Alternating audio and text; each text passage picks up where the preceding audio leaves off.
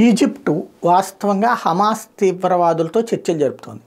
Hamas తీవ్రవాదులు ఒకవైపు ఈజిప్ట్కి వెళ్తున్నారు, అటు ఖతార్కి, ఈ రెండు చోట్లకి వెళ్తున్నారు. ఎక్కువగా కైరోలో జరుగుతున్నాయి చర్చలన్నీ కూడా. ఖతార్ ప్రతినిధులు కూడా కైరోకి వస్తూ ఉన్నారు, అక్కడే కూర్చోబెట్టి చర్చలు జరుపుతున్నారు.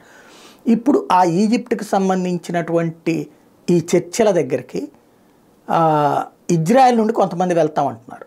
వాస్తవంగా ఇజ్రాయెల్ నుండి ఇప్పటిదాకా ప్రభుత్వం తరపున కొంత రిప్రజెంటేటివ్స్ వెళ్ళారు. కానీ చర్చల్లో ప్రతిష్టంభన ఏంటంటే తీవ్రవాదులు మా వాళ్ళందరినీ వదిలిపెట్టేయమంటారు, ఇజ్రాయెల్ మా వాళ్ళందరినీ వదిలిపెట్టేయమంటుంది. వీటి మధ్యన సాగిపోతుంది.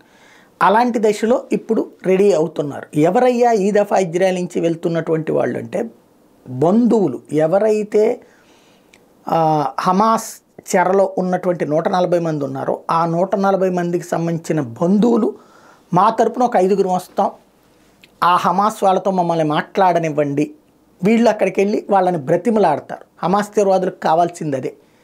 బందీల బంధువులు బ్రతిమలాడాలి, యూదులు వచ్చి తమ కాళ్ళు పట్టుకోవాలి, యూదులు వచ్చి తమ ముందు తల వంచాలి, తల దించాలి. అదే వాళ్ళు కోరుకుంటున్నటువంటిది. అలా చేసి తమ వాళ్ళని కాపాడుకోవడానికి ప్రయత్నం అన్నటువంటిది ఒక టీం ప్రయత్నిస్తోంది.